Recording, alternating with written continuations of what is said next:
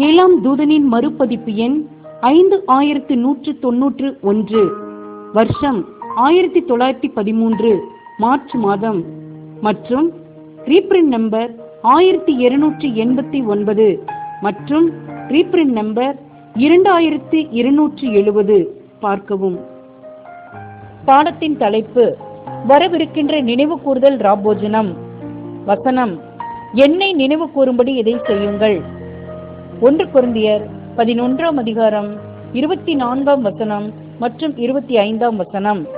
நம்முடைய பாவங்களுக்கான, அதாவது நம்முடையதற்காக மாத்திரமல்லாமல் சர்வ லோகத்தினுடைய பாவங்களுக்கான நமது கர்த்தருடைய மாபெரும் பலிக்கான நினைவு கூறுதலாக அவரால் நிறுவப்பட்டதான ராபோஜனம் ஆனது அதன் எளிமையிலும் அதன் சிறப்பிலும் கவனத்தை ஈர்க்கின்ற ஒன்றாய் காணப்படுகின்றது. உலகத்தின் மாமனிதர்கள் தங்களை பற்றின நினைவுகளை நீடித்திருக்க பண்ணுவதற்கென மிக வித்தியாசமான வழிவகைகளை எப்போதும் நாடினதுண்டு. இவர்கள் தங்கள் மகத்துவங்களையும் தங்கள் சிறப்புகளையும் தங்கள் பின்னடியார்களுக்கு நினைப்பூட்ட முயன்றிட்டாலும் நிச்சயமாய் தங்கள் மரணத்திற்கான, அதிலும் விசேஷமாக நமது கர்த்தருடைய விஷயத்தில் காணப்படுகின்றது போல அவமானமான, நிந்தனையுள்ள, குற்றவாளியாக மரிக்கும் மரணத்தை போன்றதொரு மரணத்திற்கான நினைவு கூறுதலையும் ஞாபகார்த்தத்தையும் ஏற்படுத்தவே மாட்டார்கள். இயேசுவின் இடத்தில் இன்னொருவன் காணப்பட்டால் அநேகமாக தனது பராக்கிரமமிக்க செயல்களுக்கான ஞாபகார்த்தமாக பதக்கங்களை ஏற்படுத்திடுவதற்கே அறிவுரை வழங்கி இருப்பான். உதாரணத்துக்கு லாசருவை உயிர்த்தெழ பண்ணினதுக்கு, அல்லது சீரும் கடலை அமைதிப்படுத்தினதுக்கு, அல்லது ஜனங்கள் குருத்தோலைகளுடன் ராஜாவுக்கு ஓசனா என்று சத்தமிட எருசலேமுக்கு அவர் மேற்கொண்ட வெற்றி பிரவேசத்திற்கு ஞாபகத்தமான பதக்கங்களை ஏற்படுத்திடுவதற்கே அறிவுரை வழங்கி இருப்பான். ஆனால் நமது கர்த்தரோ அவருடைய கணிப்பிலும் தேவனுடைய கணிப்பிலும் அவரது மகத்துவமான வேலையாக காணப்பட்ட காரியத்தையே, அதாவது நம் சார்பிலான அவரது பாவ நிவாரண பலியையே தமது பணியில் உள்ள மற்ற அனைத்து அம்சங்களை காட்டிலும் அதிகமாய் அவரது உண்மையான பின்னடியார்களால் மற்றும் அவர்களால் மாத்திரமே உணர்ந்து கொள்ளப்பட போகின்ற காரியத்தையே தமக்கு நினைவு கூறுதலாக தெரிந்து கொண்டார். அவரது பின்னடியார்கள் அவரது ஆச்சரியமான வார்த்தைகள் அல்லது கிரியைகளுக்கு ஏதோ ஒன்றினை நினைவு கூறுதலாக மதித்திருக்க முடியும் என்பது உண்மைதான். ஆனால் உலகத்தாரால் கூட இவைகளை உணர்ந்து கொள்ளவும் முடியும். ஆனால் நம்முடைய ஒப்புரவாக்குதலுக்கும் பாவ நிவர்த்திக்கும் அடிப்படையாக காணப்படும் நமக்கான ஈடுபலி என அவரது மரணத்துக்கு இருக்கும் மதிப்பின் விஷயம் அப்படி அல்ல. இது அர்ப்பணம் பண்ணியுள்ளவர்களாகிய சிறு மந்தையினரை தெரிந்து கொள்ளப்பட்டவர்களை தவிர வேறு எவராலும் இதுவரையிலும் முழுமையாய் புரிந்து கொள்ளப்படவில்லை. மேலும் இவர்களுக்காகவே நினைவு கூறும் சின்னங்களானது ஏற்பாடு பண்ணப்பட்டு நிறுவப்பட்டது. யூதாஸ் அங்கு காணப்பட்டாலும் அவனுக்கு துணிக்கையானது கொடுக்கப்பட்டது மற்றும் போஜனம் நிறைவு பெறுவதற்கு முன்னதாக அவன் மற்றவர்களை விட்டுவிட்டு வெளியேறினான். இது இந்த யுகத்தின் முடிவில் சிறு மந்தையினர் தங்கள் கர்த்தரோடே கூட அவரது பாடுகளில் பங்கெடுப்பதற்கான தங்களது பங்கினை நிறைவேற்றிடுவதற்கு முன்னதாக உலகத்தின் பாவத்தை சுமந்து தீர்க்கிற தேவ ஆட்டுக்குட்டியினால் நிறைவேற்றப்பட்டதான ஈடுபலியினை சரியாய் மதிப்பிடாதவர்களும் உணர்ந்து கொள்ளாதவருமாகிய அனைவரும் உண்மையுள்ளவர்களின் கூட்டத்தில் இருந்தும் ஐக்கியத்தில் இருந்தும் வெளியேற்றப்படும் அளவும் சத்தியம் எனும் துணிக்கையானது மிகவும் பலமிக்கதாய் இருக்கும் என்பதை குறிக்கின்றது என்பதில் ஐயமில்லை. 1 யோவான் 2ஆம் அதிகாரம் 19ஆம் வசனம். பஸ்கா ராபோஜனத்தின் தேதி எகிப்திய அடிமைத்தனத்தில் இருந்ததான தங்களது விடுதலையையும் அக்காலத்தில் தங்களது முதற் பேரானவர்கள் தப்புவிக்கப்பட்டதையும் நினைவு கூறும் வண்ணமாக யூதர்கள் ஆட்டுக்குட்டியை புசிக்கின்றதான பஸ்கா ராபோஜனத்தினுடைய தேதியானது யூதருடைய கால கணக்கீட்டு முறைமையின்படியே, அதாவது சந்திர கால கணக்கீட்டு முறைமையின்படியே கணக்கிடப்படுகின்றது. யாத்திராகமம் 12ஆம் அதிகாரம் 2 முதல் 14 வசனங்கள். நாம் மாதங்களை பிரிப்பது போல் பிரிப்பதற்கு பதிலாக அவர்கள் அம்மாவாசையை புதிய மாதத்திற்கான ஆரம்பத்தினை குறிப்பிடுவதற்கு அனுமதித்தனர். சூரிய காலத்துக்கும் சந்திர காலத்துக்கும் இடையிலான வித்தியாசமானது எப்போதும் வசந்த கால இளவேனின் சம இரவு பகல் நாளை தொடரும் அம்மாவாசையுடன் புதிய வருடத்தை ஆரம்பிப்பதன் மூலம் சரி பண்ணப்படுகின்றது. தங்கள் மதம் சார்ந்த விழாக்களை ஆசரிக்கும் விஷயத்தில் யூதர்கள் இன்னமும் இந்த கணக்கீட்டு முறைமையே கை கொள்ளுகின்றனர். மேலும் நமது கர்த்தரும் அப்போஸ்தலர்களும் ஆதி திருச்சபையினரும் இதே ஒரு விதியை நமது கர்த்தருடைய இறுதி ராபோஜனத்திற்குரிய வருடாந்தர ஆசிரிப்பிற்கான தேதியினை நிர்ணயிக்கும் விஷயத்திற்கும் பயன்படுத்துவதனால் நாமும் அதையே பின்பற்றுகின்றோம். வசந்த கால இளவேணி சம இரவு பகல் நாளை தொடரும் முதல் அமாவாசையானது இந்த வருடத்தில் 1913 ஏப்ரல் 8ஆம் தேதியில் நிகழ்வதாக எபிரேய ஆண்டு குறிப்பேட்டில் கணக்கிடப்பட்டுள்ளது. அநேகமாக இது எருசலேமின் ஆய்வு கருத்து அறிவிப்பாகும். மாலை 6 மணிக்கு யூதருடைய புனிதமான வருடத்தினுடைய முதலாம் மாதமாகிய நீசான் மாதத்தின் முதல் நாள் ஆரம்பமாகின்றது. நீசான் 1ஆம் தேதி துவங்கி 10ஆம் தேதியில் பஸ்கா ஆட்டுக்குட்டியானது மந்தையிலிருந்து தெரிந்தெடுக்கப்படுகின்றது. 14ஆம் நாளில் சாயங்காலத்துக்கு நடுவில் நீசான் 13ஆம் தேதி மாலை 6 மணி முதல் நீசான் 14ஆம் தேதி 6 மணிக்குள் ஏதேனும் ஒரு நேரத்தில் ஆட்டுக்குட்டியானது அடித்து புசிக்கப்பட வேண்டும்.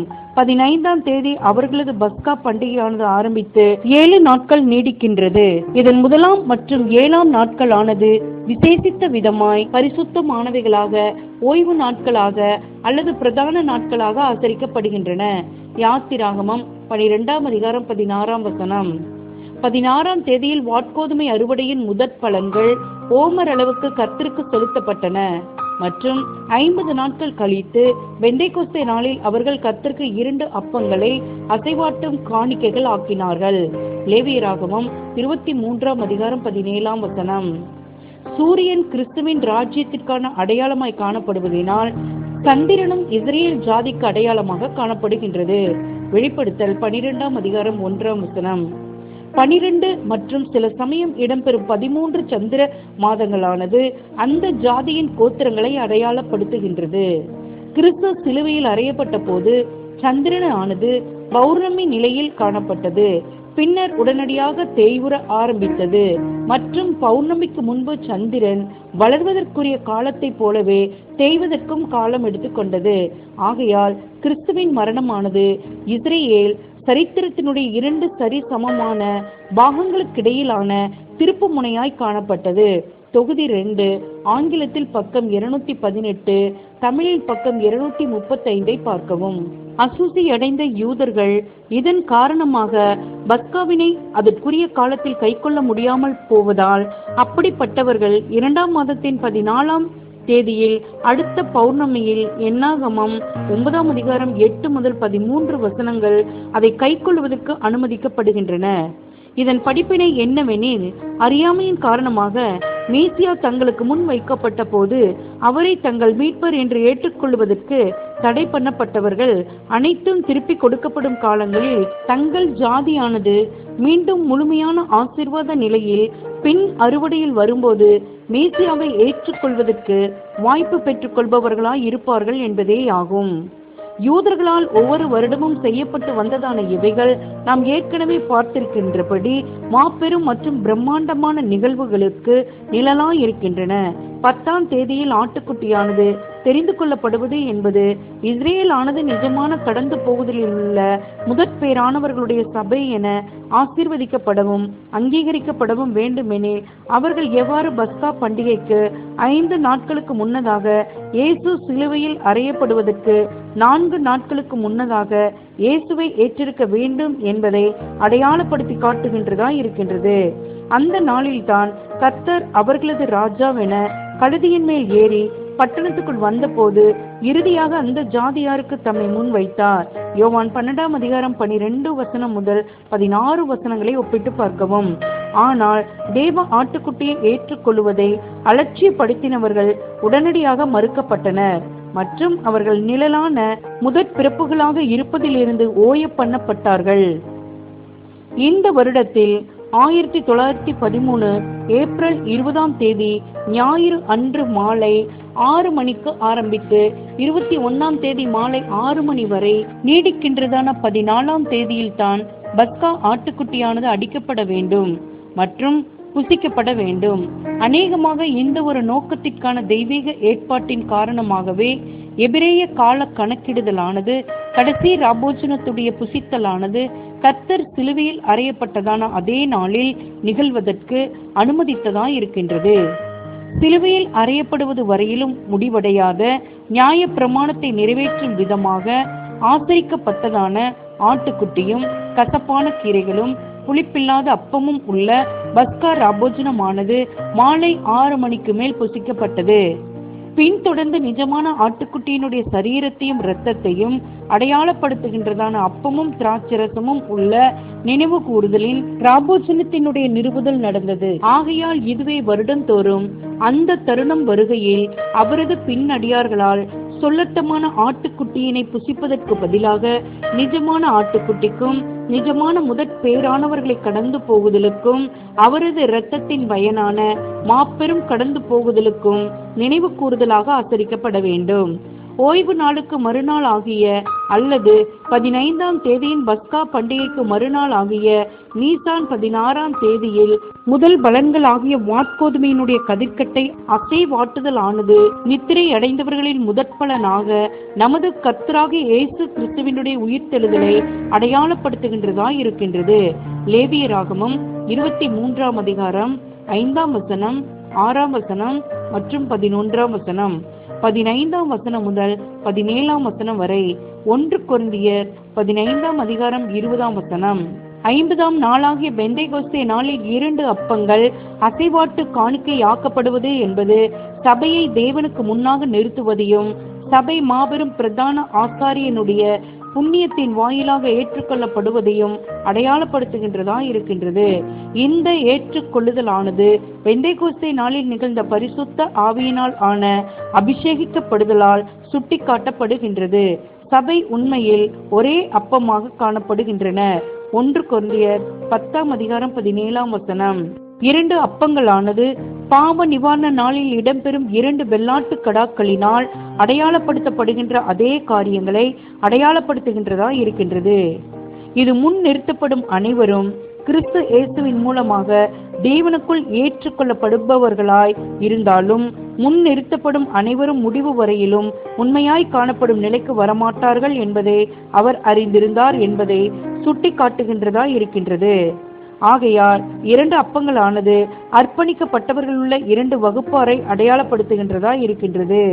அதாவது ஜெயம் கொள்ளுகிற சிறு மந்தையையும் மற்றும் உலகத்தை ஜெயம் கொள்ளுவதன் மூலம் பரம அழைப்பினை உறுதிப்படுத்திக் கொள்ளாதவர்களாகிய திரள் கூட்டத்தினர் எனும் அர்ப்பணிக்கப்பட்ட தேவனுடைய பணிவிடைக்காரர்களையும் அடையாளப்படுத்துகின்றதா இருக்கின்றது.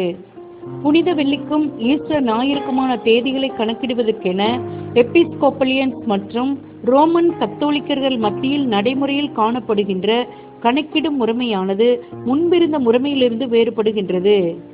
இளவேனில் சம இரவு பகல் நாளுக்கு பின்வரும் முதல் பௌர்ணமியை தொடர்ந்து வரும் முதல் ஞாயிறை இவர்கள் ஈஸ்டர் ஞாயிறு என்றும் இதற்கு முன்வரும் வெள்ளியை புனித வெள்ளி என்றும் கொண்டாடுகின்றன. இப்படியான கணக்கீட்டு முறைமையானது நாம் அங்கீகரிக்கின்றதான யூத முறைமைக்கு பதிலாக கிபி 325 நைஸ் ஆலோசனை குழுவினால் நிறுவப்பட்டது.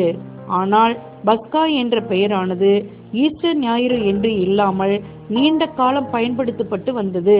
போப்பு மார்க்கமானது அரசியல் செல்வாக்கில் உறுதியடைந்த பிற்பாடு அறியாமையில் உள்ள புற மதத்தார் அரசினுடைய சலுகையினை அனுபவித்துக் கொண்டிருந்ததான இந்த அமைப்புக்குள் குவிய ஆரம்பித்த பிற்பாடே பஸ்கா என்ற பெயருக்கு பதிலாக ஈஸ்டர் என்ற பெயர் நிறுவப்பட்டது. ஏனெனில் பஸ்கா ஆசரிக்கப்படுகின்றதான அதே கால பகுதியில் புற மதத்தினரும் இளவேணி தேவதையாகிய ஈஸ்டெரா, ஜெர்மனியில் ஒய்ஸ்டரா என்று அழைக்கப்படும், அதாவது தங்கள் ஈஸ்டர் தேவதைக்கு பண்டிகை கொண்டாடும் வழக்கத்தில் காணப்பட்டனர். இதுவும் அதிக எண்ணிக்கையிலான ஜனங்களை கூட்டுவதற்கும் செல்வாக்கினை அதிகரிப்பதற்கும் என்று பேராசை மிக்க குருமார் வகுப்பினர் கையாண்ட அநேக முறைமைகளில் ஒன்றாகும். அப்போஸ்தலர் 12ஆம் அதிகாரம் 4ஆம் வசனத்தில் இடம்பெறும் ஈஸ்டர் எனும் வார்த்தையானது தவறான மொழிபெயர்ப்பாகும். இது பஸ்கா என்றே மொழிபெயர்க்கப்பட்டிருக்க வேண்டும். ரிவைஸ்டு மொழியாக்கம் பார்க்கவும். சில சமயம் யூத கணக்கிடுதல் முறைமையும் ரோம கணக்கிடுதல் முறைமையும் ஒரே நாட்களை சுட்டி காட்டுகின்றது. ஆனால் எப்போதும் இப்படியாக காணப்படுவதில்லை. சில சமயங்களில் இவைகளின் கணக்கிடுதல் ஆனது கிட்டத்தட்ட ஒரு சந்திர அல்லது மாத அளவு வித்தியாசப்படுகின்றது. யூதர்கள் பஸ்கா வாரத்தினை நீசான் 15ஆம் தேதியாகிய ஏப்ரல் 22ஆம் தேதியில் அதாவது ஏப்ரல் 21 மாலை 6 மணிக்கு ஆரம்பமாகும் பண்டிகையாக கொண்டாடுகின்றனர். நினைவு கூறுதலுடைய ராபோஜனத்தில் நாம் பண்டிகை வாரத்தினை ஆசரியாமல் மாறாக பஸ்கா ஆட்டுக்குட்டியானது அடிக்கப்பட்டதற்கும் புசிக்கப்பட்டதற்குமான நாளுக்கான ஆண்டு நிறைவு நாள் ஆகிய, அதாவது முதற் பேரானவர்களின் சபையானது மரணத்தில் இருந்து முதலாம் உயிர்த்தெழுதலில் முழுமை பெறுகின்றதான ஜீவனுக்குள்ளாக கடந்து போவதற்கு காரணமாய் இருந்த பலியை ஏறெடுத்த தேவனுடைய உண்மையான ஆட்டுக்குட்டி ஆகிய நமது கர்த்தர் இயேசுவினுடைய மரணத்தில் ஆண்டு நிறைவு நாளும் நீசான் 15 முந்தின நாளும் 1913 வருஷத்தில் ஏப்ரல் 20 மாலை ஆரம்பமாகும். நீசான் 14 நாளையே நாம் ஆசரிக்கின்றோம். பஸ்கா பண்டிகை வாரத்தினுடைய நிஜமானது உண்மையான இஸ்ரேலின் முதற்பேர் ஆனவர்கள் அனைவருடைய இருதயத்தின் சந்தோஷத்தில் காணப்படுகின்றது. 7 நாட்கள் என்பது சந்தோஷம் மற்றும் ரட்சிப்பினுடைய பூரணத்தை அல்லது முழுமையை குறிக்கின்றதா இருக்கின்றது. கணக்கிடுதல் தொடர்புடையதான அநேக கேள்விகளுக்கு நாம் பொதுவான பதிலாக விவரங்களை கொடுத்து விட்டோம். இதற்கு காரணம் இதற்கு ஏதேனும் மிகுந்த முக்கியத்துவம் இருப்பதினாலோ அல்லது துல்லியமான ஆண்டு நிறைவு நாள் ஆசரிப்பில் காணப்படும் அடிமைப்படுத்தலோ அல்ல. கிறிஸ்துவினால் விடுதலை பண்ணப்பட்டவர்கள் மீது இப்படியாக எந்த ஓர் அடிமைத்தனமும் இல்லை என்று நாம் அடையாளம் கண்டுள்ளோம். என்னை நினைவு கூறும்படி இந்த வருடாந்திர நினைவு கூறுதலை நீங்கள் ஆசரிக்கும் ஒவ்வொரு முறையும் செய்யுங்கள் என்று நமது கர்த்தர் கூறுகையில் அவர் நோக்கம் கொண்டுள்ளது போன்று நினைவு கூறுதலின் ராபோஜனத்தை அதன் சரியான ஆண்டு நிறைவு நாளில் ஆசரிப்பதற்கு விருப்பம் கொண்டவர்களாக நாம் இருப்பினும் இதை நாங்கள் கடமையாக பார்ப்பதை விட சாக்கியமாகவே பார்க்கின்றோம். ஒருவேளை அறியாமை அல்லது தவறான புரிந்து கொள்ளுதலின் காரணமாக நாளை தெரிந்து கொள்ளும் விஷயத்தில் நாம் தவறு இழைத்தாலும் கர்த்தர் நம் நல் நோக்கங்களை ஏற்றுக்கொள்வார் என்றும் தவறை மன்னிப்பார் என்றும் தமது ஆசீர்வாதத்தை அருள்வார் என்றும் நாம் நம்புகின்றோம். தவறான போதனைகள் மற்றும் மனித பாரம்பரியங்களின் காரணமாக அவரது மரணத்திற்கான இந்த நினைவு கூறுதலை ஆசரிப்பதற்கென அவர் நியமித்துள்ளதான அதன் ஆண்டு நிறைவு நாளை தெரிவு செய்வதற்கு பதிலாக வேறு காலங்களையும் நேரங்களையும் தெரிவு செய்யும் அவரது பிள்ளைகள் ஆகிய அநேகருடைய நல் நோக்கங்களை கர்த்தர் ஏற்றுக்கொள்கின்றார் என்றும் நாம் நம்புகின்றோம். இது போலவே ஐக்கிய நாடுகள் சுதந்திரம் அடைந்த தேதியை மறந்தவராக அல்லது ஜூலை 4 இந்நிகழ்வினுடைய ஆண்டு நிறைவு நாள் என்றும் இந்த தேதியை இதை கொண்டாடுவதற்கென நியமிக்கப்பட்டுள்ளதான பொருத்தமான தேதி என்றும் உள்ள உண்மைகளை அறியாதவராக வருடத்துக்கு 3, 4 அல்லது 50 முறைகள் சுதந்திரத்தை கொண்டாடிடும் ஒரு மனிதனுடைய தேசப்பற்று நோக்கங்களை நாம் ஒத்துக்கொள்கின்றோம். மற்ற சத்தியங்களைப் போலவே இருண்ட யுகங்களுடைய குப்பைகளின் கீழ் நீண்ட காலமாக புதைக்கப்பட்டு கிடந்த இதையும் இப்பொழுது தேவன் தம்முடைய ஜனங்களுக்கு தெளிவுபடுத்துகின்றார். அவரது ஜனங்களாக உண்மையில் காணப்படுபவர்கள் அனைவரும் சத்தியத்திற்காக ஆவலாய் காணப்படுகின்றனர். மற்றும் மற்ற பாடங்களைப் போலவே இப்பாடத்திலும் உள்ள சத்தியங்களானது தேவ வார்த்தையில் வெளிப்படுத்தப்பட்டுள்ளது. அவருடைய மரணத்தை தெரிவிக்கிறீர்கள். நான் உங்களுக்கு ஒப்புவித்ததை கர்த்தரிடத்தில் பெற்றுக்கொண்டேன். என்னவெனில் கர்த்தராகிய இயேசு தாம் காட்டி கொடுக்கப்பட்ட அன்று ராத்திரியிலே அப்பத்தை எடுத்து ஸ்தோத்திரம் பண்ணி அதை பிட்டு, நீங்கள் வாங்கி புசியுங்கள், இது உங்களுக்காக பிற்கப்படுகிற என்னுடைய சரீரமா இருக்கிறது, என்னை நினைவு கூறும்படி இதை செய்யுங்கள் என்றார். போஜனம் பண்ணின பின்பு அவர் அந்தபடியே பாத்திரத்தையும் எடுத்து, இந்த பாத்திரம் என் இரத்தத்தினால் ஆகிய புதிய உடன்படிக்கையாய் இருக்கிறது, நீங்கள் இதை பானம் பண்ணும் போதெல்லாம் என்னை நினைவு கூறும்படி இதை செய்யுங்கள் என்றார். ஆகையால் நீங்கள் இந்த அப்பத்தை புசித்து இந்த பாத்திரத்தில் பானம் பண்ணும் போதெல்லாம் கர்த்தர் வருமளவும் அவருடைய மரணத்தை தெரிவிக்கிறீர்கள். 1 கொரிந்தியர் 11 23 முதல் 26 வரை. கர்த்தருடைய மரணம் என்ற வார்த்தை எதை குறிக்கின்றது மற்றும் எதை குறிக்கவில்லை என்பதை நேர்மையான மனம் உடையவர்களிடத்தில் விவாதித்திடுவதற்கு எந்த அவசியமும் இருப்பதில்லை. ஈடுபலி பற்றின உபதேசத்தினின்று அல்லது ஈடுபலி உபதேசத்துடன் சம்பந்தப்பட்டதான நியாயமான யூகங்களினின்று தங்களை விலக்கிக் கொள்ள வேண்டும் என்ற ஆவலில் சிலர் வேத வாக்கியங்களுக்கு முரணான நமது கர்த்தருக்கு 2 மரணங்கள் சம்பவித்தன என்றும், ஒன்று அவர் உலகத்திற்கு வந்தபோது நிகழ்ந்தது என்றும் மற்றொன்று கல்வாரியில் நிகழ்ந்தது என்றும், முதல் மரணத்துக்கு முன்னதாக கல்வாரியில் எல்லோரையும் மீட்கும் பொருளாக தம்மை ஒப்புக்கொடுத்த மனுஷனாகிய கிறிஸ்து இயேசுவினுடைய மரணமானது அவ்வளவுக்கு முக்கியத்துவம் வாய்ந்ததல்ல என்றும் வலியுறுத்தி கூறுகின்றார். இவர்கள் அவர் மரித்தது பாவத்துக்கென்று ஒரே தரம் மரித்தார் என்று வேத வாக்கியம் தெரிவிக்கும் உண்மையினையும் நமது கர்த்தரினாலோ அல்லது அவரது அப்போஸ்தலர்களினாலோ குறிப்பிடப்பட்டுள்ளதான ஒரே மரணம் கல்வாரியில் நிகழ்ந்த மரணமே ஆகும் என்ற உண்மையினையும் வேண்டும் என்றே அறியாதவர்களாய் காணப்படுகின்றன. எருசலேமில் தாம் அடைய போகின்றதான மரணத்தை குறித்து அவர் பேசினதாக அப்போஸ்தலர்கள் தெரிவிக்கின்றனர். நம்முடைய மீட்பருடைய இந்த ஒரே ஒரு மரணம் மாத்திரமே இந்த நினைவுகூரும் அடையாளங்களினால் அடையாளப்படுத்தப்படுகின்றது. அவரது சரீரம், அவரது மாமிசம் நமக்காக பிற்கப்பட்டுள்ளது மற்றும் நித்திய ஜீவன் அடைய வேண்டுமெனில் இதன் புண்ணியத்திலும் ஜீவனிலும் அனைவரும் பங்கெடுக்க வேண்டும்.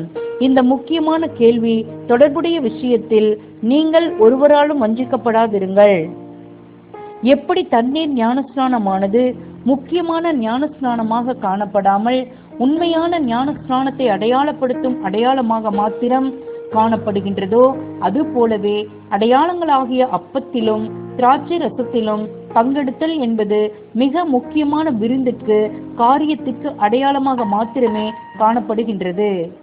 அதாவது அவரது பிற்கப்பட்ட சரீரத்தின் மற்றும் சிந்தப்பட்ட இரத்தத்தின் வாயிலாக நமக்கு நித்திய ஜீவனை உறுதிப்படுத்துகின்றதான கிறிஸ்துவினுடைய புண்ணியத்தை நம்முடையதாக்கிக் கொள்ளும் காரியத்திற்கு அடையாளமாக மாத்திரமே காணப்படுகின்றது.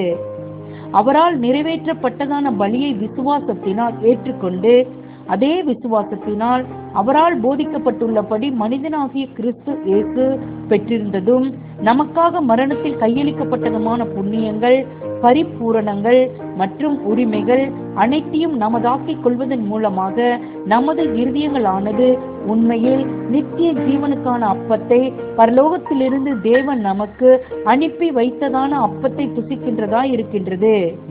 இதுதான் உண்மையான அப்பம் மற்றும் இதை புசிப்பது என்பது நித்தியமான ஜீவனை கொடுக்கின்றதா இருக்கின்றது. இதுவே சொல்லத்தமான அப்பமானது அடையாளப்படுத்துகின்றதான அடிப்படையான அர்த்தம் இருக்கின்றது மற்றும் இப்படியான அர்த்தத்திலேயே அதில் சரியாகவும் புரிந்த நிலையிலும் பங்கெடுக்கும் அனைவருக்கும் காணப்படுகின்றது.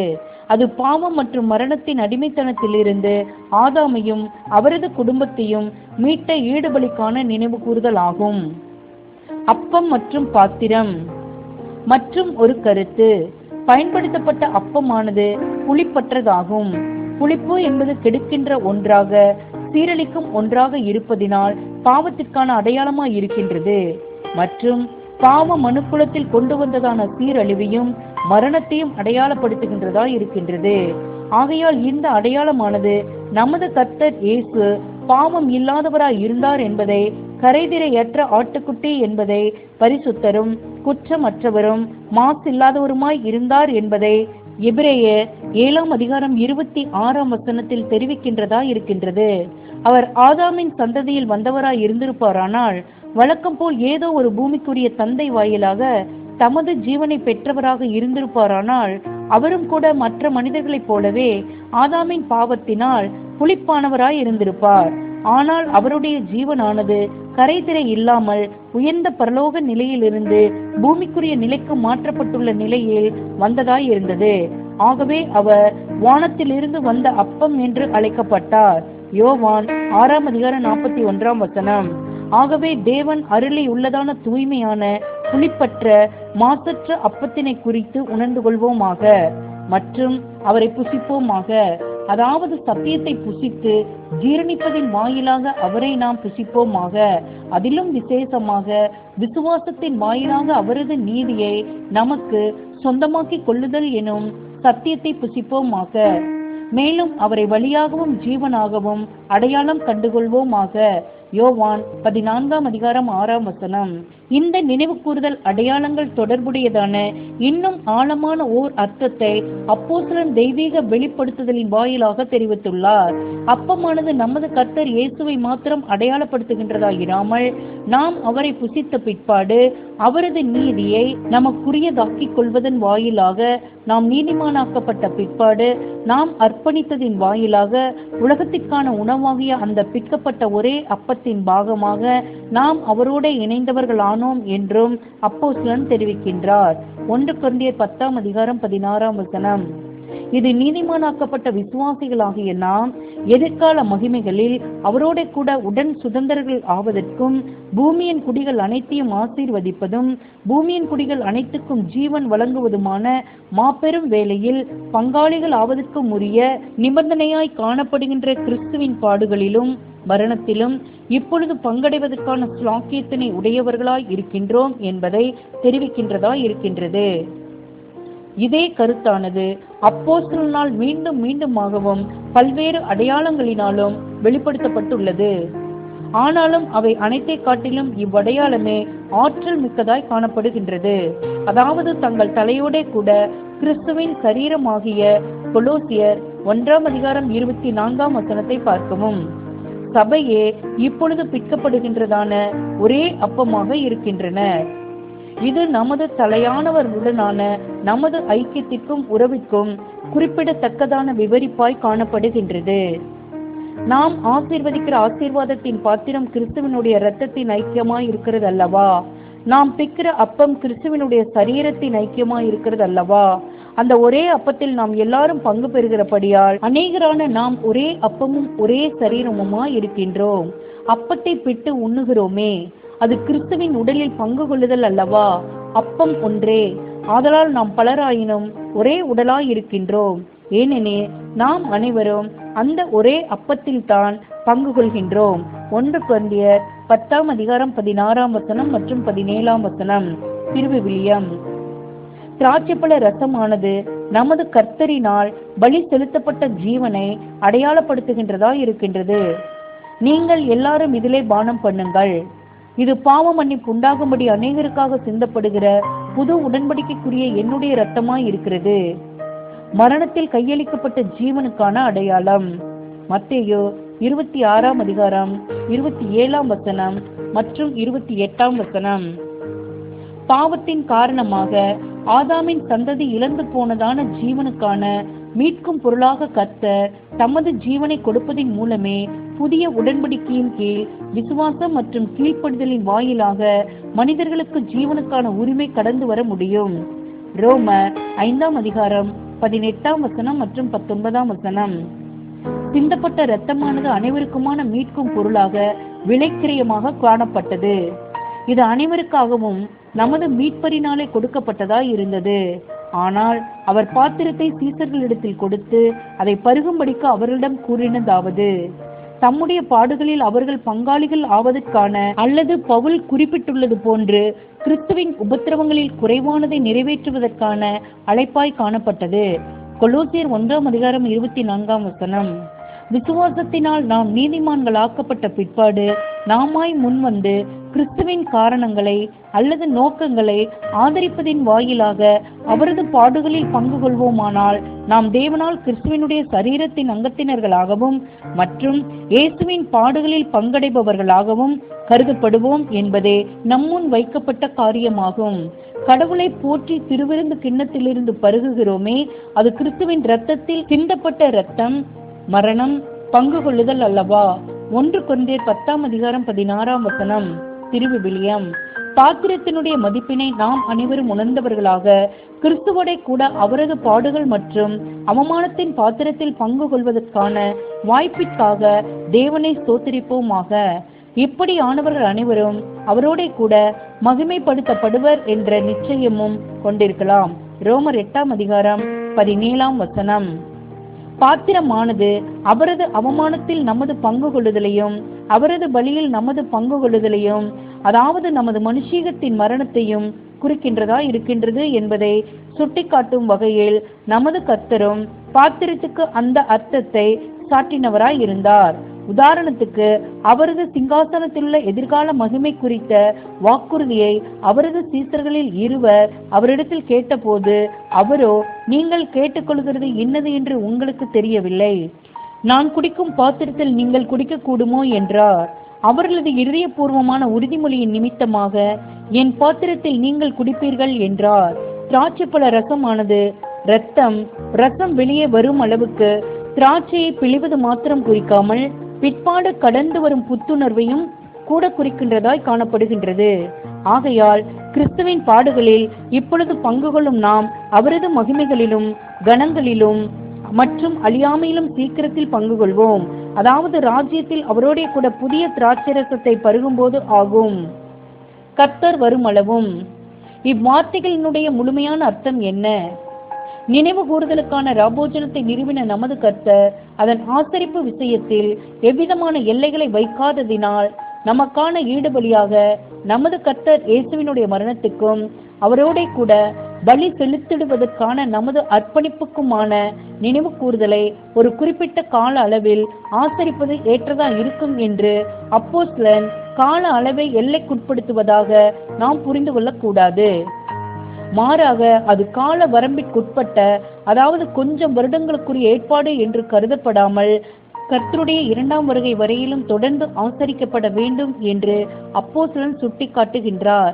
நமது கர்த்தருடைய இரண்டாம் வருகை குறித்து பேசுகையில் உலகத்தை ஆளுகை செய்து ஆசீர்வதிக்க போகின்றதான கிறிஸ்துவின் ராஜ்யம் அல்லது சபையினுடைய கூட்டி சேர்க்குதலையும் உயர்த்தப்படுதலையும் உள்ளடக்கின விதத்திலேயே அப்போஸ்தலனுடைய வார்த்தைகள் காணப்பட்டது. ஒன்றோடு ஒன்று தொடர்புடைய விஷயங்களை, ஒன்றுக்கொன்று ஒத்திருக்கும் விஷயங்களை இப்படியாக பேசுவது இன்றும் பொதுவான மற்றும் பொருத்தமான வழக்கமாய் இருக்கின்றது. கிறிஸ்துவாகிய தலையும் சரீரமும் வல்லமையிலும் மகா மகிமையிலும் உலகத்தை ஆளுவதற்கு வந்து கொண்டு இருக்கின்றனர். கர்த்தர் அல்லது தலையினுடைய பிரசன்னம் முதலாவது அவசியமாகும். அடுத்து அவரது சரீரத்தில் உள்ள நித்திரை அடைந்த அங்கத்தினர்களின் மறுரூபம் அடைதலும் உயிரோடு இருக்கும் அங்கத்தினர்களின் சலித்தெடுத்தலும் அவர்கள் படிப்படியாக அவரோட கூட்டி சேர்க்கப்படுதலும் சம்பவிக்கும். ராஜா தம்முடைய மாபெரும் வல்லமையை 1878 வருடத்தில் செயல்படுத்த துவங்கின காலத்தில் இருந்து ராஜ்யம் ஆரம்பித்து விட்டது என்று கருதப்படுகின்றதா இருப்பினும் வெளிப்படுத்தல் 11:17 ராஜ்யத்தினுடைய கடைசி அங்கத்தினன் மறுரூபம் அடைவது அல்லது மகிமைப்படுத்தப்படுவது வரையில் அப்பமாகிய கிறிஸ்து எனும் தலை மற்றும் சரீரத்தினுடைய பிற்கப்படுதல் நிறைவடைவது வரையில் அது முழுமையாய் ஸ்தாபிக்கப்பட்டு இருக்காது. ஓர் அங்கம் பாடுபடுகையில் சரீரம் பாடுபடுகின்றது. ஓர் அங்கத்தினன் மகிமை அடையாமல் இருக்கையில் ராஜ்யமானது வல்லமையிலும் ஆளுகையிலும் முழுமையாய் வரவில்லை என்பதாகும்.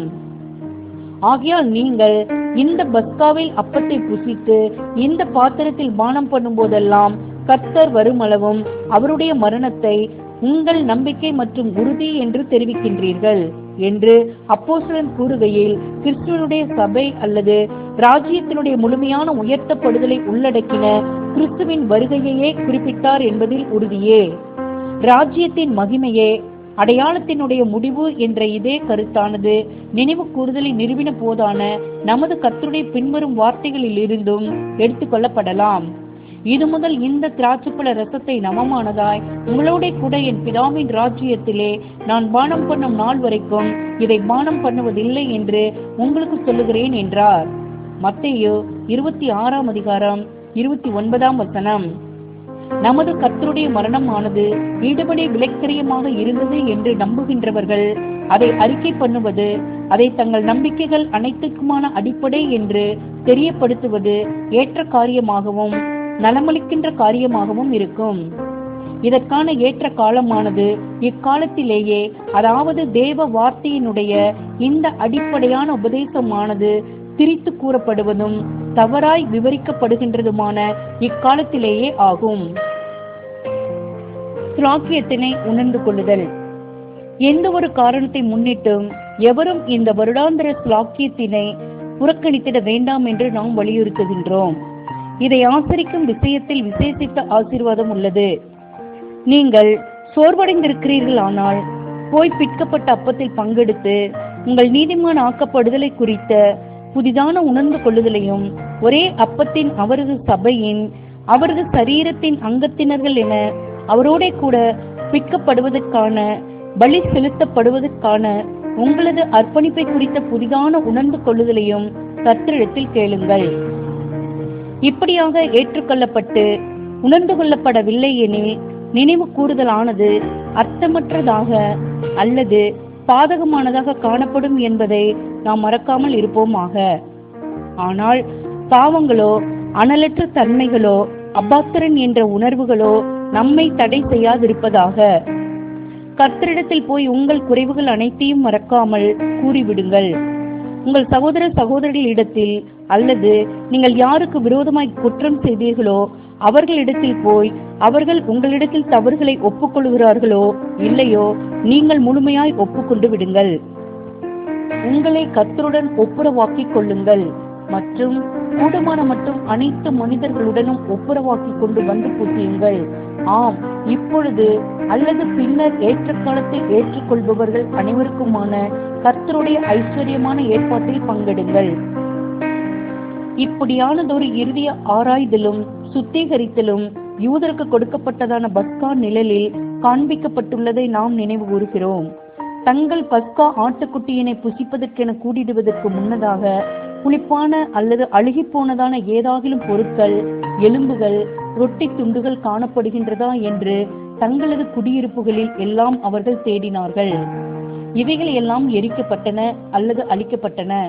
ஆகையால் நாமும் நிஜத்தை நிறைவேற்றி கோபம், பகைமை, சண்டை, துர்க்குணம் எனும் பழைய புளித்த மாவை புறம்பே கழித்து போட வேண்டும். 1 கொரிந்தியர் 5ஆம் அதிகாரம் 7ஆம் வசனம் மற்றும் 8ஆம் வசனம். இவ்வகை பாவம் எனும் புளிப்பானது எரிக்கப்படாமல் முற்றிலுமாக புறம்பே கழித்து போடப்பட முடியாது என்பதையும், அன்பு, பரம அன்பு, தேவ அன்பு மாத்திரமே இது எரித்து போட முடியும் என்பதையும் நினைவில் கொண்டிருக்க வேண்டும். இந்த அன்பானது நம்முடைய இருதயங்களில் ஊற்றப்பட்டிருந்தால் இது எதிர்பண்புடைய அனைத்தையும், அதாவது பொறாமை, பகைமை, புறங்கூறுதல் முதலானவைகள் அனைத்தையும் பற்றித்து போட்டுவிடும். இவைகளை எல்லாம் புறம்பே கழித்து போட்டு கிறிஸ்துவை தரித்துக் கொண்டு அவரது ஆவியில் நிரம்பிடுவதற்கு அப்போஸ்தலன் வலியுறுத்துகின்றார். மனம் தளர்ந்து போக வேண்டாம்.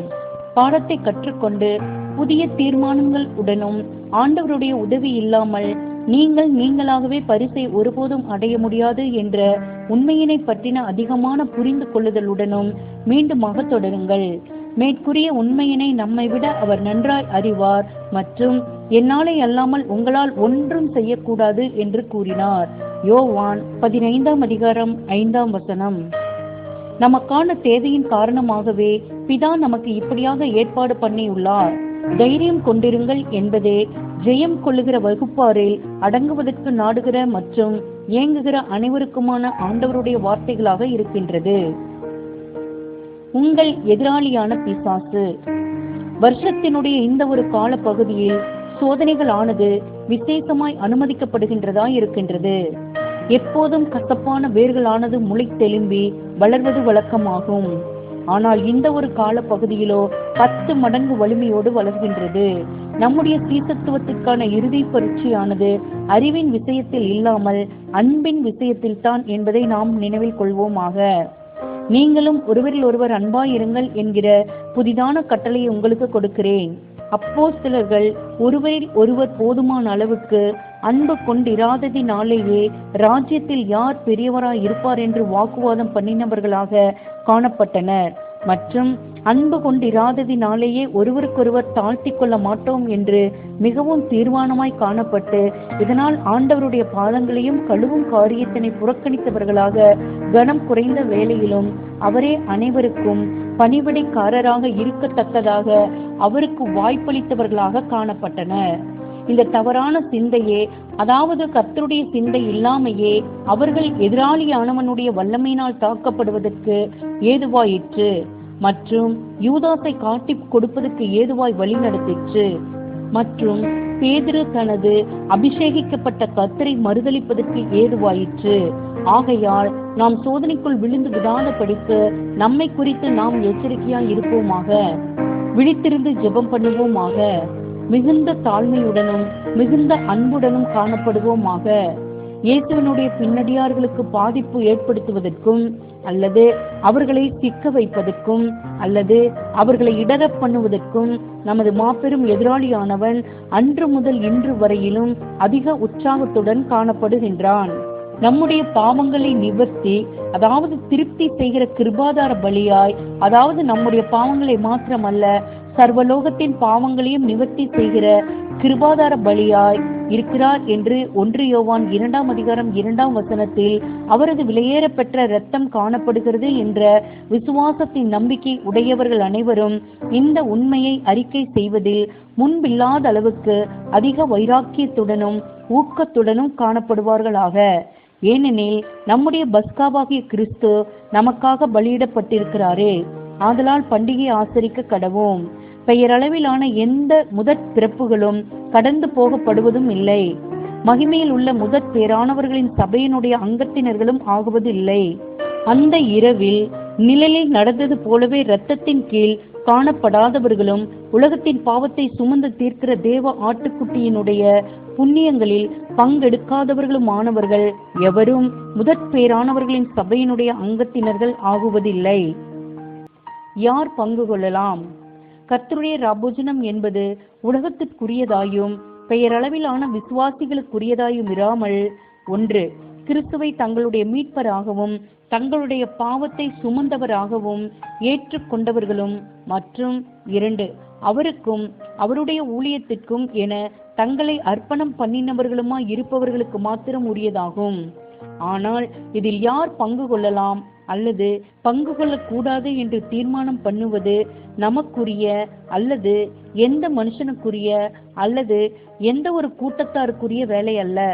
அப்பத்திலும் பாத்திரத்திலும் பங்கு கொள்வதற்கான சரியான தகுதிகள் என்ன என்பதை கர்த்தருடைய வார்த்தையில் இருந்து சுட்டி காண்பிப்பதும், எந்த மனுஷனும் தன்னைத்தானே சோதித்தறிந்து இந்த அப்பத்தில் புசித்து இந்த பாத்திரத்தில் பானம் பண்ண கடவன் என்று அப்போஸ்தலன் போன்று கூறுவதும் நமக்குரிய கடமையாகும்.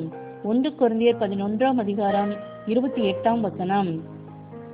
இப்பொழுது தேவனுடைய ஜனங்கள் இருண்ட யுகங்களினுடைய தவறான உபதேசங்களில் இருந்து வெளிவந்து கொண்டிருப்பதினாலும், இப்பொழுது இந்த நினைவு கூறுதலின் விஷயங்கள் இன்னும் தெளிவாக புரிந்து கொள்ளப்படுவதினாலும், ஒருவர் தன்னை சுய பரிசோதனை பண்ணிக்கொள்ளும் அல்லது நிதானித்துக் கொள்ளும் காரியம் கூட முன்பை காட்டிலும் இப்பொழுது மிக முழுமையாக காணப்படுகின்றது.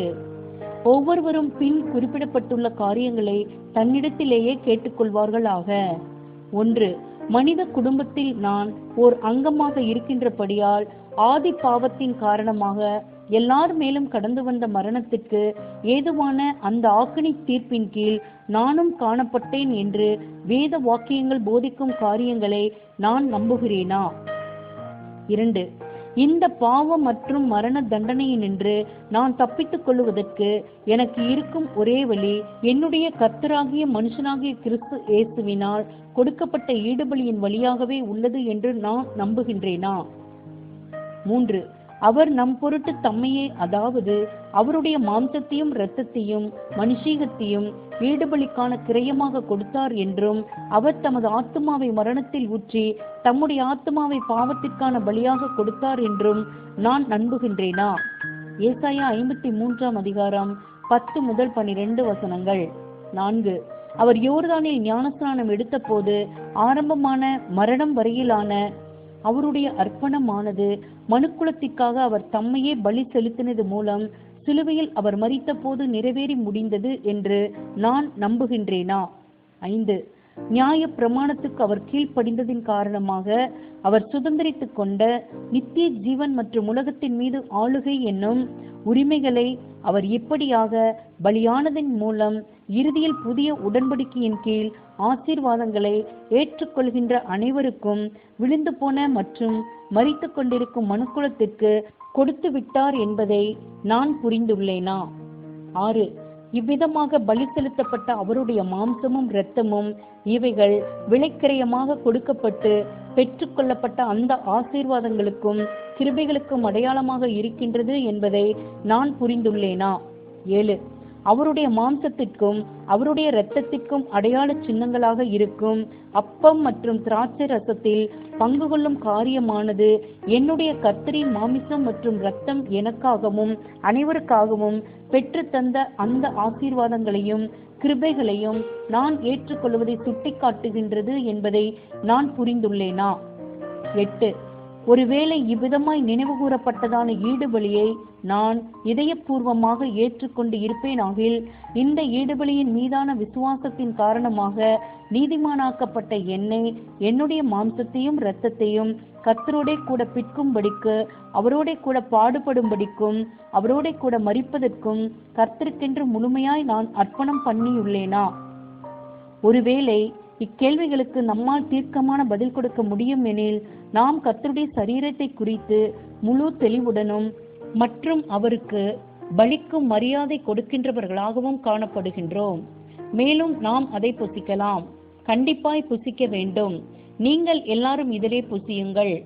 பாவத்திற்கும் பாவிகளுக்கும் ஓர் ஈடுபலி அவசியம் எனும் காரியத்தை மறுப்பவர்களும், கிறிஸ்துவின் புண்ணியத்தில் பங்கடைவது தங்களுக்கு தேவையில்லை என்றும் எண்ணுபவர்களும், ஒருவருடைய புண்ணியம் மற்றவருக்கு தரிப்பிக்க முடியும் எனும் காரியத்தை மறுப்பவர்களும், கிறிஸ்துவின் நீதியினால் கிடைத்திட்ட கல்யாண வஸ்திரத்தை களைந்து போட்டவர்களும், தங்களுடைய சொந்த நீதியாகிய அழுக்கான சந்தைகளை அணிவதில் சந்தோஷத்துடனும் சுதந்திர உணர்வுடனும் காணப்படுபவர்களும், தங்களை பரிசுத்தம் பண்ணின வெளியேற பெற்ற இரத்தத்தை இப்பொழுது பரிசுத்தமற்றது அல்லது சாதாரணமான ஒன்றாக எண்ணுபவர்களும், தாங்கள் விசுவாசிக்க இனி மறுப்பு தெரிவிக்கின்ற இந்த நினைவு கூறும் காரியத்திலிருந்து விலகிக் கொள்ளும்படிக்கு நாம் அறிவுரை கூறுகின்றோம்.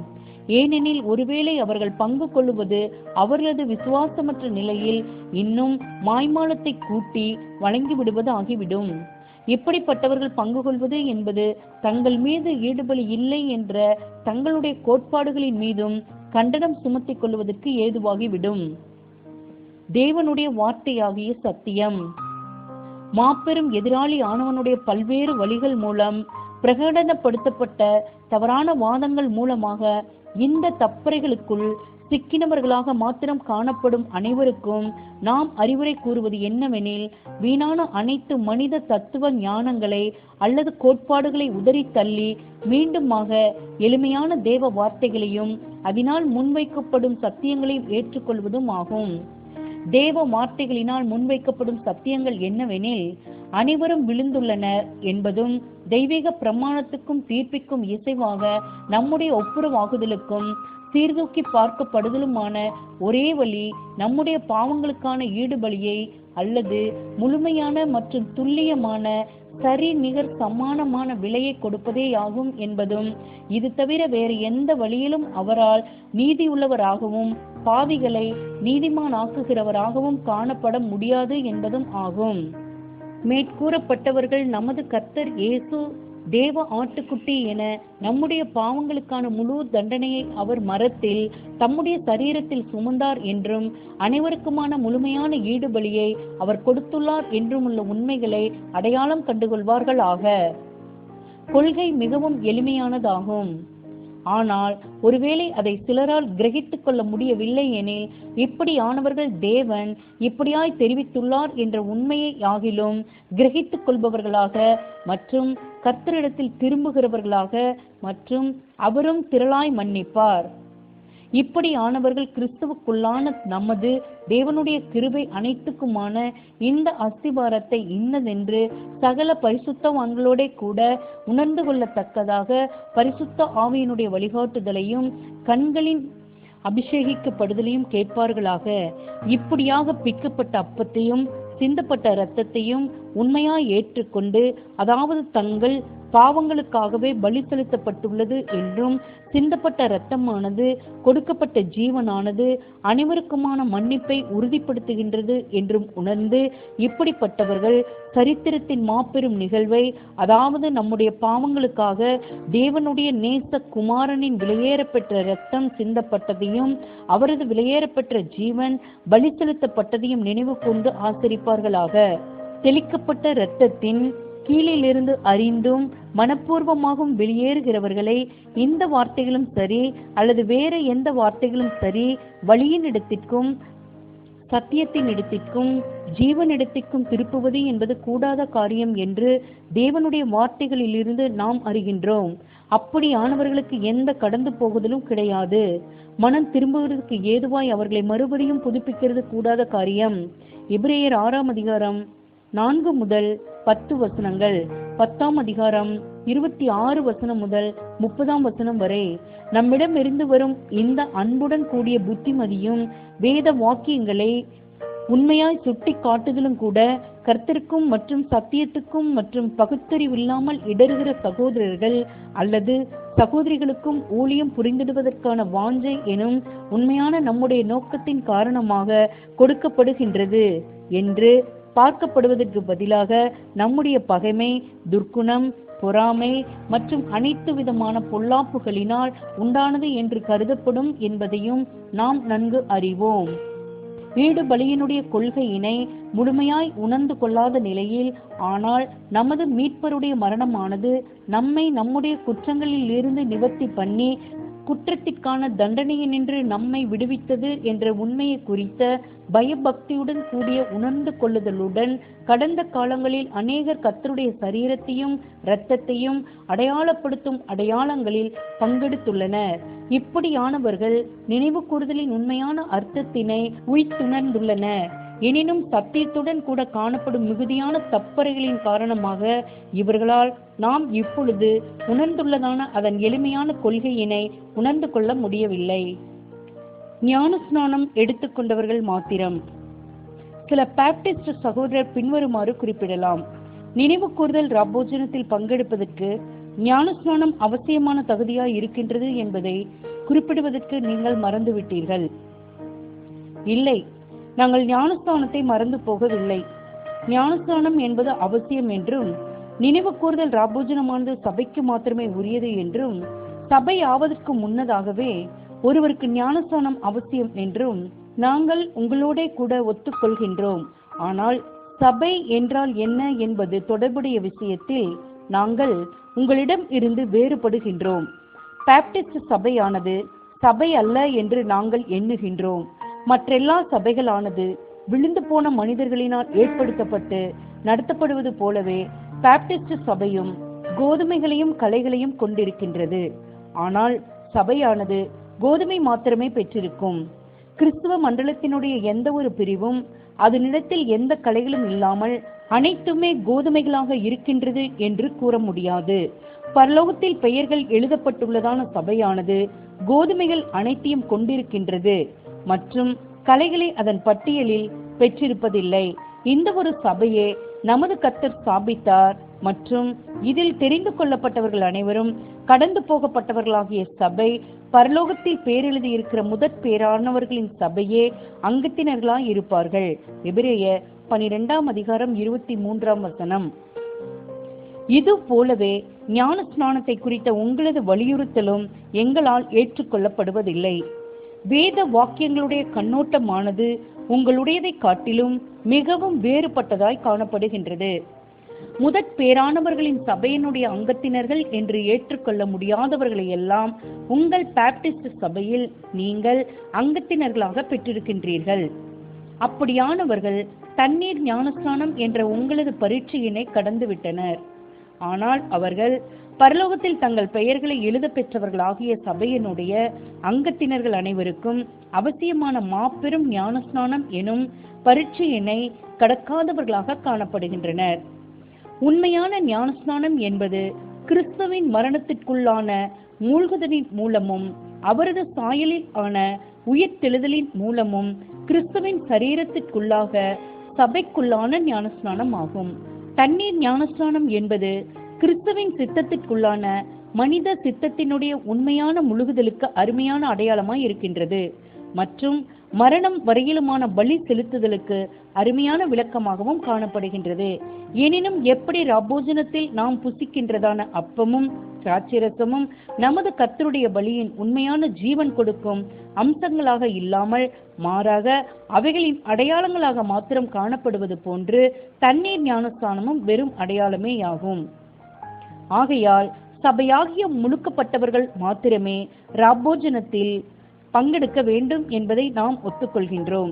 இன்னுமாக உண்மையில் முழுகினவர்கள் என்பவர்கள் தங்கள் சித்தங்களை மறிக்க பண்ணினவர்களாகவும் கிறிஸ்துவின் சித்தத்திற்குள்ளாக அடக்கம் பண்ணினவர்களாகவும் அவருக்குள் புதிய சிருஷ்டிகள் என புதிதான ஜீவன் உடையவர்களாய் நடந்து கொள்ளும்படிக்கு எழுந்திருக்கிறவர்களாகவும் தங்களது ஓட்டமானது சொல்லட்டமான மரணத்தில் நிறைவு பெறுவதற்கும் முதலாம் உயிர்த்தெழுதலில் உண்மையான புதிய ஜீவன்களாக விழித்தெழுவதற்கும் காத்திருப்பவர்களாகவும் இருப்பவர்கள் என்று நாம் அடையாளம் கண்டுகொள்கின்றோம். இப்படியானவர்கள் அனைவரும் யாராக இருந்தாலும் சரி, எங்கு காணப்பட்டாலும் சரி, இவர்கள் ஞானஸ்தான அடையாளத்தை பண்ணியிருந்தாலும் சரி, இல்லாவிட்டாலும் சரி, இவர்களே கிறிஸ்துவினுடைய சரீரமாகிய சபையின் உண்மையான அங்கத்தினர்கள் ஆவர். ஆம், இப்படியான அர்ப்பணிக்கப்பட்டவர்கள் தங்கள் சொந்த சித்தத்திற்கு மரித்து கிறிஸ்துவனுடைய சித்தத்திற்கு மாத்திரமே ஜீவனுடையவர்களாய் இருப்பார்கள்.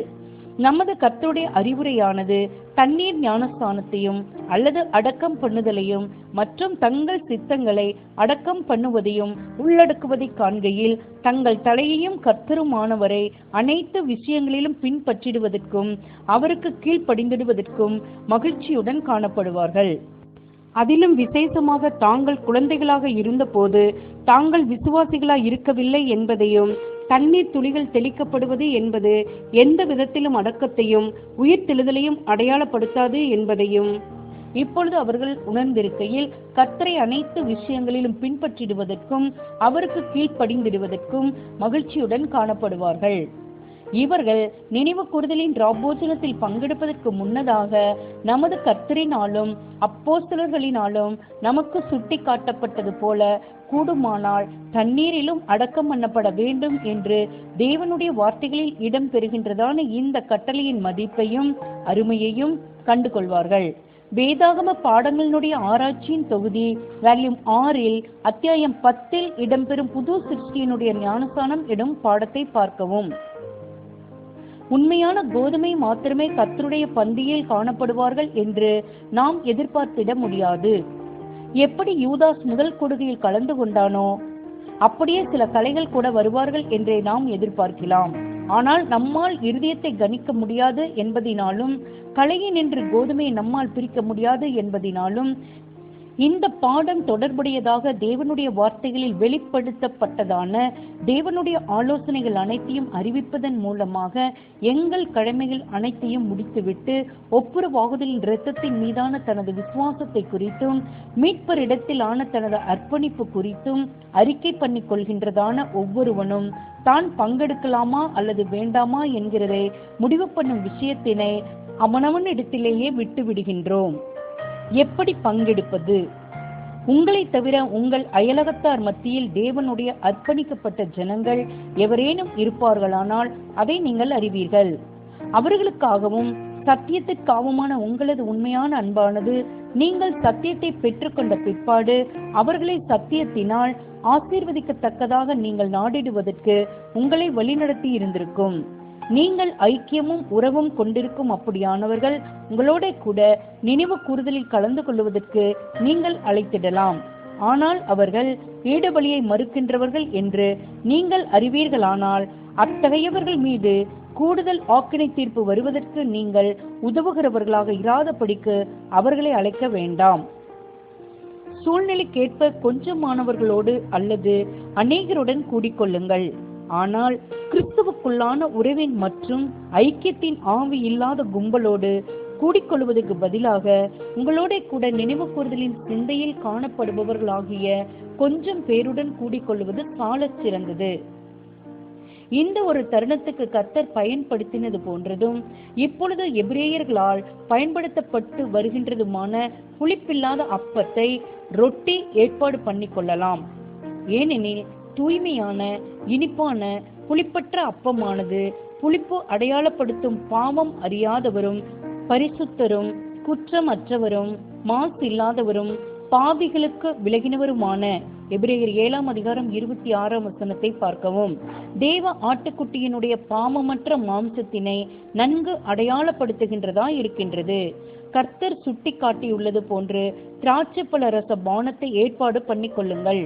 சந்தேகத்துக்கு இடமின்றி கர்த்தரும் சீசரும் லைட் ஒயினை 12.5% குறைவான மதுசாரம் கொண்ட திராட்சரசம் பயன்படுத்தினார்கள் மற்றும் சந்தேகத்திற்கிடமின்றி திராட்சை ரசமானது மிக பொருத்தமான அடையாளம் என்று கருதுகின்றோம்.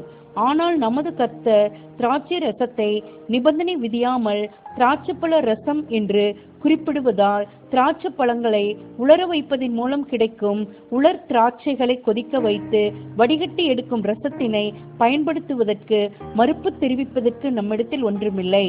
நிச்சயமாய் இதுவும் புளிப்பேற்றப்பட்ட திராட்சை ரசம் போன்று திராட்சைப்பழ ரசமே ஆகும்.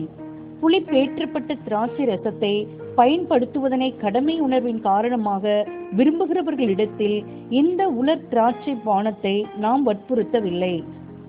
ஆதி திருச்சபையினர் இடமிருந்து நம்மிடம் சூழ்நிலைகள், பழக்கங்கள், தட்பவெப்ப நிலைகள் முதலானவைகள் மிகவும் வேறுபடுகின்றது என்பதை அனைவருக்கும் நாம் நினைப்பூட்டுவதற்கு மாத்திரம் விரும்புகின்றோம்.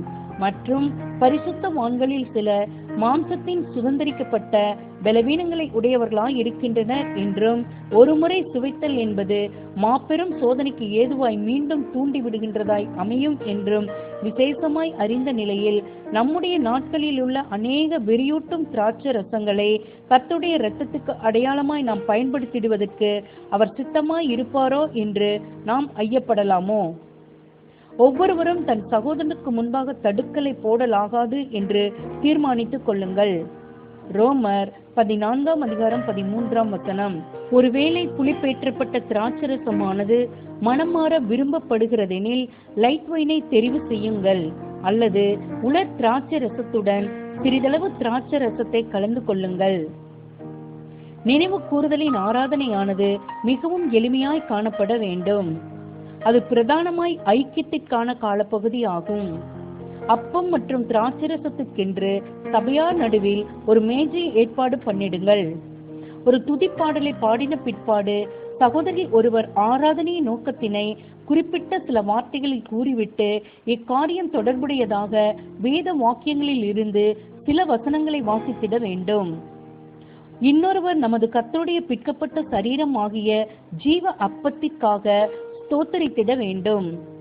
இதன் பின்னர் புளிப்பில்லாத அப்பமானது அல்லது வசதியாக இருக்குமானால் சோடா ரொட்டியானது கலந்து கொள்ள வந்திருக்கும் அனைவரிடத்திலும் கொடுக்கப்படுவதாக. ஜீவ அப்பத்தை குறித்து கருத்துக்கள் குறிப்பிடுவதற்கு அல்லது வேதாகம பாடங்களின் ஆராய்ச்சியில் தொகுதி 6 11வது அத்தியாயத்தின் சாரம்சம் சொல்லப்படுவதற்கான வாய்ப்பு இப்பொழுது வழங்கப்படலாம். அடுத்ததாக பாத்திரத்திற்காகவும் அது அடையாளப்படுத்தும் வெளியேறப்பட்டதான இரத்தத்திற்காகவும் ஸ்தோத்திரத்துடன் கூடிய ஜெபம் ஏறெடுக்கப்பட வேண்டும். திராட்சைப்பழ ரசமுள்ள பாத்திரமானது பரிமாறப்படுவதாக. இப்பொழுது வெளியேறப்பட்ட இரத்தம் பற்றின கருத்துக்கள் தெரிவிக்கப்படுவதற்கு வாய்ப்பு கொடுக்கப்படலாம். ஆனால் இந்த குடுகையில் கலந்த ஆய்வுகளானது தவிர்க்கப்படுவதாக. விசுவாசத்திற்காக உண்மையாய் போராடுவது மற்ற தருணங்களில் எல்லாம் எவ்வளவுதான் ஏற்புடையதாய் காணப்பட்டாலும் இது அப்படியான ஒரு தருணம் அல்ல. இது கர்த்தரும் நம்முடைய மீட்பரும் வந்திருக்கும் ராஜாவும் மாணவரிடத்தில் ஐக்கியம் மற்றும் உறவு அந்யோன்யம் கொள்வதற்கான தருணமாகும். எவனாகிலும் வாக்குவாதம் செய்ய மனதாய் இருந்தால் அவன் பேசட்டும். மற்றவனோ நம்முடைய ஆசீர்வாதத்திற்கென ஆண்டவர் நியமித்த அவருடனான விசேஷித்த ஐக்கியத்திற்கான பரிசுத்தமான தருணங்கள் ஆனது கொடாதபடிக்கு விவாதத்திலிருந்து விலகிக் கொள்வார்களாக. நினைவு கூர்தலை உண்மையான வஞ்சகமற்ற இருதயங்களுடன் ஆசரிப்பவர்கள் மாபெரும் மற்றும் புத்துயிர் அளிக்கின்றதான ஆசீர்வாதத்தை பெற்றுக் கொள்வார்கள். மற்றும் இதற்காகவே ஆராதனையின் நடுவில் யாருமே சத்தமாய் பேசாத போது அமைதியான தருணங்களை பெற்றிருப்பது நலமாயிருக்கும். அதாவது ஐக்கியத்தினாலும் கடந்த காலங்களிலும் தற்போதும் உள்ள அவரது அன்பினை உணர்ந்து கொள்ளுதலினாலும் மரணம் வரையிலுமாக அவரது உண்மையான பின்னடியார்களாக இருப்பதற்கென பண்ணப்பட்டதான வாக்குறுதியினை புதுப்பித்துக் கொள்ளுதலினாலும் கடந்த வருடத்தில் எவ்வாறு அந்த வாக்குறுதியானது காப்பாற்றப்பட்டது அல்லது மீறப்பட்டது என்று சிந்திப்பதினாலும் நமது கர்த்தரோடே கூட உடன் சுதந்திரர்கள் என பரிசினை பெற்றுக் கொள்வதற்கு என நாம் அழைக்கப்பட்டதான ஓட்டத்தில் பொறுமையோடே கூட ஓடிடுவதற்கு மீண்டும் தீர்மானிப்பதினாலும் அனைவருடைய இருதயங்களானது ஆண்டவருடன் மிகவும் நெருங்கி வர முடிகிற அமைதியான தருணங்களை பெற்றிருப்பது நலமாயிருக்கும். நம்முடைய பாடல் புஸ்தகத்தில் உள்ள 276ஆம் துதி பாடலானது நினைவு கூறுதலை நிறைவு செய்வதற்கு அருமையாய் பொருந்துகின்ற துதி பாடலாய் காணப்படுகின்றது.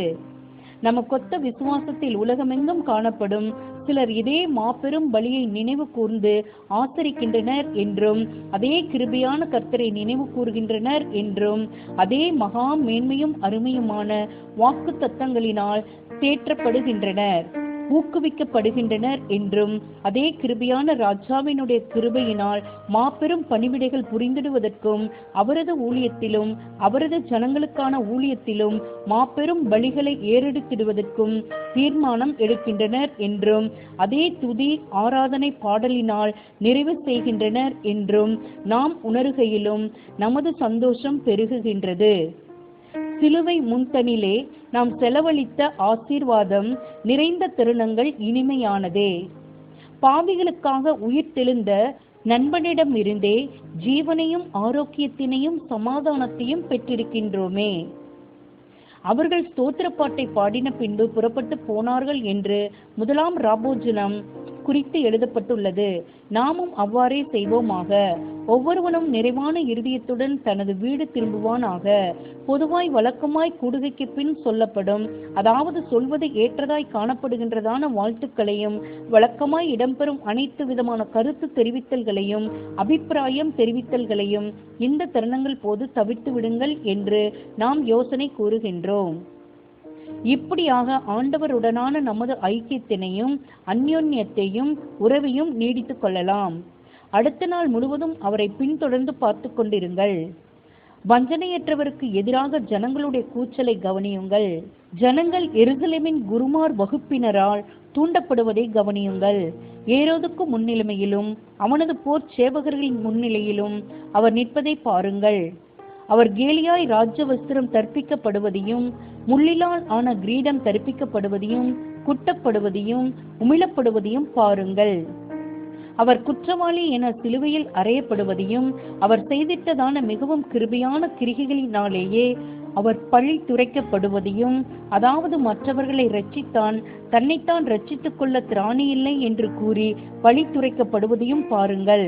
அவரால் தம்மை ரட்சித்துக் கொண்டிருக்க முடியும் என்றும், அவர் வேண்டிக் கொண்டிருந்திருப்பாரானால் தம்மை விடுவிப்பதற்கும் தம்மை பாதுகாத்துக் கொள்வதற்கும் 12 லேகியோனுக்கும் அதிகமான தூதரை பெற்றுக் கொண்டிருக்க முடியும் என்றும் மத்தேயு 26ஆம் அதிகாரம் 53ஆம் வசனத்தில் தம்முடைய சத்துருக்களுக்காக தம்மை பழி தூற்றுபவர்களாக காணப்படுபவர்களுக்காக மரிப்பதற்கு பதிலாக அவர்களை அவரால் அழித்து போட்டிருக்க முடியும் என்றும், நமக்கான ஈடுபலி கிரயம் என அவர் தம்மை மனமுவந்து கொடுத்த காரியத்தினாலேயே உயிர்த்தெழுதல் மற்றும் நித்திய ஜீவனுக்கான நமது நம்பிக்கை சார்ந்துள்ளது என்றும் நினைவு கூர்வோமாக. நமக்காகவும் அனைவருக்குமான அவரது அன்பை எண்ணி பார்க்கையில் அது சிலுவையில் நல்ல போர் சேவகர்கள் என அதிகமாய் சகித்துக் கொள்வதற்கு அவரது பின்னடியார்கள் ஆகிய நம்மை நிச்சயமாய் பலப்படுத்துகின்றதாய் இருக்கும். உண்மையாய் சகிக்கப்படும் பட்சத்தில் மிகவும் அதிகமான நித்திய கன மகிமையை உண்டாக்குகின்றதும், நமக்கான சோதனையாக மற்றும் சிற்றையாக காணப்படுவதற்கு இப்பொழுது அனுமதிக்கப்பட்டிருக்கின்றதுமான லேசான உபத்திரவங்களின் கீழ் நாம் இளைப்புள்ளவர்களாய் ஆத்துமாக்களை சோர்ந்து போகாத படிக்கு தமக்கு விரோதமாய் பாவிகளால் செய்யப்பட்ட இவ்விதமான விபரீதங்களை சகித்த அவரையே எப்பொழுதும் நினைத்துக் கொள்வோமாக. எபிரேயர் 12ஆம் அதிகாரம் 3ஆம் வசனம். புரூக்ளினின் நினைவுகூர்தல் ஆசரிப்பு. வழக்கம் போல புரூக்ளினில் உள்ள சபையார் நம்முடைய பஸ்காவாகிய கிறிஸ்து நமக்காக பலியிடப்பட்டிருக்கிறாரே என்கிறதை ஆசரிப்பார்கள். எப்படி ஞானஸ்நானம் பெற்றிருந்தாலும் சரி, எந்த சபை பிரிவில் அவர்கள் காணப்பட்டாலும் சரி, அல்லது அனைத்திலிருந்து சுதந்திரமாய் காணப்பட்டாலும் சரி, இயேசுவின் மாபெரும் பாவ நிவாரண பலியில் விசுவாசமுள்ள பக்தியுள்ள விசுவாசிகள் அனைவரும் நம்மோட கூட கூடிடுவதற்கும் இந்த நினைவு கூறுதலில் பங்கெடுப்பதற்கும் அன்போடு அழைக்கப்படுகின்றன. கர்த்தருடைய பந்தியானது அவருடையவர்களாக காணப்படும் அனைவருக்கும் ஆனதாகும். வியாதிப்பட்டிருக்கின்ற அல்லது முடமான நிலையிலுள்ள சகோதர சகோதரிகளின் புரூக்ளின் டேபர்நேக்கிளுக்கு அஞ்சல் அட்டை மூலம் விண்ணப்பத்தை தெரிவித்துக் கொண்டு அடையாள சின்னங்களை அவர்களது வீடுகளில் பெற்றுக்கொள்ளலாம். கவிதை. விடியலின் துதிப்பாடல்கள் 3. தலைப்பு: என்னிடத்தில் வா. என் இருதயம் மிகுந்த பாரம் கொண்டுள்ளதுவே, சோர்ந்து நொறுங்கி போயுள்ளதே. என்னிடத்தில் வா என்றழைத்தவர் ஒருவர் வந்து இளைப்பாறு என்றாரே. அவர் எனது வழிகாட்டி ஆகிடுவதற்கு நான் அவரிடத்தில் போக அவர் அடையாள குறிகள் ஏதேனும் வைத்திருக்கின்றாரா? ஆம், அவர் கைகளிலும் பாதங்களிலும் விழாவிலும் காயங்கள் உள்ளதுவே. ராஜாவை போல் அவர் சிரசை அலங்கரிக்க மகுடம் இருக்கின்றதா? ஆம், அங்கே மகுடம் உள்ளது, ஆனால் அது முள்ளிலால் ஆன மகுடமே. நான் அவரை கண்டறிந்து பின்தொடர்ந்தேனே ஆகில் இங்கே எனது பங்கு என்னவோ? அதிக வருத்தமும் போராட்டங்களும் அதிக கண்ணீருமாமே. ஆம், இவைகளே. நான் அவரை உறுதியாய் பற்றி கொள்வேன் ஆகில் இறுதியில் நான் எதை அடைவேன்? துக்கம் மறைந்திருக்கும், போராட்டம் முடிந்திருக்கும், யோர்தானும் கடந்திருப்போமே. என்னை ஏற்றருளுமே என நான் வேண்டினால் என்னை அவர் மறுப்பாரோ? பூமியும் வானமும் ஒளிந்து போவது வரையிலும் இல்லையே. ரீப்ரன்ஸ் பக்கம் 619. பாடத்தின் தலைப்பு அவர் வரும் அளவும். அன்புக்குரிய சகோதரர் ரசல் அவர்களே, கர்த்தருடைய ராபோஜனத்தை குறித்து அப்போஸ்தலன் எழுதுகையில் கர்த்தர் வருமளவும் அவருடைய மரணத்தை தெரிவிக்கிறீர்கள் என்று கூறுகின்றார். 1 கொரிந்தியர் 11:26. மேலும் கர்த்தர் என்னை நினைவு கூறும்படி இதை செய்யுங்கள் என்று கூறுகையில், நான் இல்லாதிருக்கிற காலங்களில் என்னை நினைவு கூறுங்கள் என்ற அர்த்தத்திலேயே நிச்சயமாய் கூறியிருந்திருக்க வேண்டும். நினைவு கூறுதல் ஆசரிப்பானது என்னுடைய புரிந்து கொள்ளுதலின்படி இப்பொழுது நிறுத்தப்பட வேண்டும். ஏனெனில் கர்த்தர் இப்பொழுது பிரசன்னமாய் இருக்கின்றார். இதை குறித்து நீங்கள் என்ன நினைக்கிறீர்கள்? பதில்: மேலே மேற்கோள் இடப்பட்டிருக்கின்றதான பவுலினுடைய வார்த்தைகளானது கவனமாய் வாசித்து பார்க்கப்படும் போது அது கர்த்தர் வந்து பிரசன்னமான பிற்பாடு அவ்வாசரிப்பை தடை பண்ணிடும் எதையும் நமக்கு சுட்டி காண்பிக்கிறதில்லை.